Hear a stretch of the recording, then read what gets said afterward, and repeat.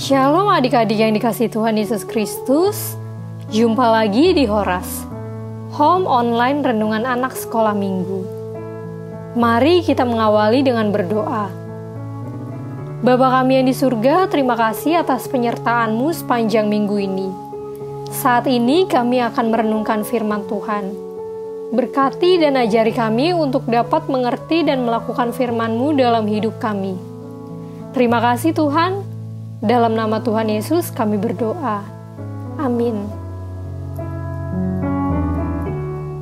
Pada malam ini renungan kita berjudul Aku Mengasihi Saudaraku. Dengan firman Tuhan yang mendasarinya diambil dari Kejadian 4 ayat 9. Firman Tuhan kepada Kain, "Di mana Habel adikmu itu?"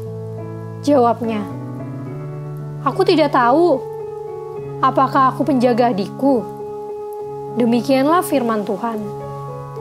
Adik-adik, di sini siapa yang punya saudara di rumah? Siapa yang punya kakak atau adik? Pernahkah adik-adik merasa sebel dengan kakak atau adik kalian? Mari kita dengarkan cerita berikut ya. Kakak, tunggu aku dong, teriak Nindi. Tapi Anin si kakak tetap jalan cepet-cepet sambil dalam hati dia merasa sebel dengan adiknya. Nindi selalu merepotkan aku, selalu membuat aku harus menjaga dan mengajarinya. Mama selalu meminta aku untuk menjaga Nindi selama berangkat atau pulang sekolah.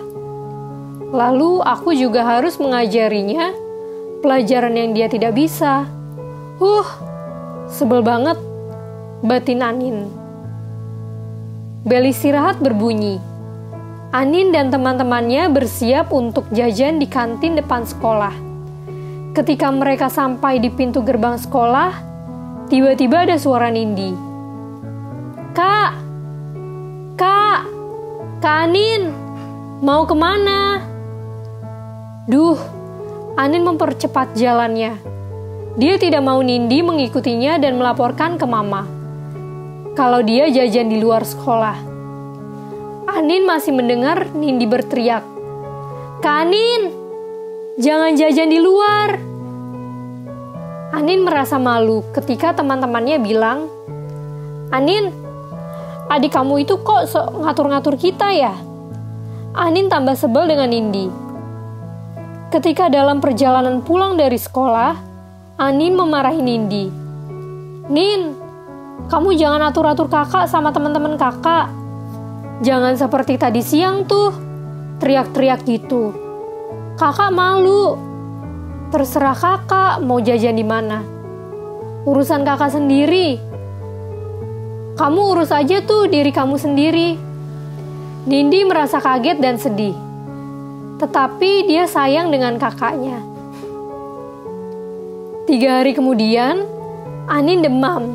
Dan menurut dokter, Anin sakit tipes. Dia harus istirahat di rumah dan makan bubur. Anin merasa sebel karena dia tidak bisa ke sekolah. Dan merasa sepi ketika Nindi adiknya sedang pergi ke sekolah. Dan papa mama sedang pergi ke kantor. Anin menunggu-nunggu Nindi pulang sekolah tiap-tiap hari. Ketika dia mendengar Nindi pulang sekolah, hatinya merasa senang. Apalagi, Nindi selalu masuk ke kamarnya dan menanyakan apa yang dia perlukan. Nindi pasti mengambilkan apapun yang dia mau. Hari itu, Nindi mengambilkan biskuit dan teh manis untuk Anin yang sudah bosan makan bubur terus. Lalu Nindi duduk di sebelah Anin, memejamkan mata dan mulutnya komat kamit. Anin heran, apa yang sedang dilakukan Nindi? Ketika adiknya membuka mata sambil berkata amin, Anin baru tahu ternyata Nindi berdoa. "Nin, kamu berdoa? Doa apa?" tanya Anin. "Aku doain kakak supaya cepat sembuh, supaya kita bisa bersama-sama ke sekolah lagi." Anin langsung ingat bagaimana sikapnya terhadap adiknya selama ini. Anin merasa malu dan terharu. Nindi, kamu adik yang sangat baik. Kakak selama ini tidak bersikap baik dan sering merasa sebel. Tapi kamu tetap baik sama kakak. Kakak minta maaf ya. Mata Anin berkaca-kaca ketika mengucapkannya. Nindi langsung memeluk kakaknya sambil berkata, "Aku sayang kakak." Adik-adik, apakah cerita di atas juga kita alami? Mungkin dengan pengalaman yang berbeda tetapi dengan rasa sebel yang sama dengan saudara kita. Apakah adik-adik juga kadang-kadang atau sering merasa sebel dengan saudara kita, kakak atau adik kita? Firman Tuhan hari ini tentang Kain dan Habel. Kain tidak menjaga adiknya, bahkan iri hati sampai sebel, sampai melakukan hal yang buruk kepada adiknya.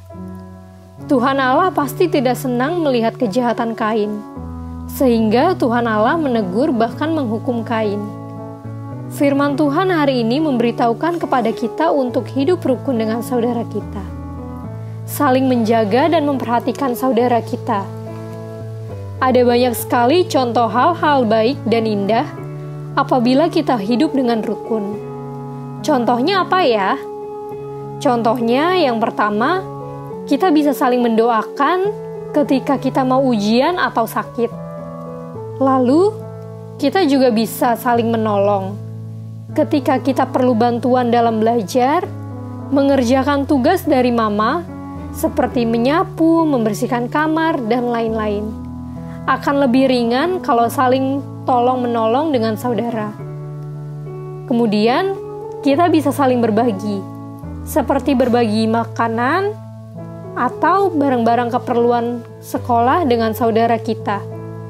Dan masih banyak contoh lain yang baik dan membuat kita merasa bahagia apabila kita hidup saling menjaga dan memperhatikan dengan saudara kita.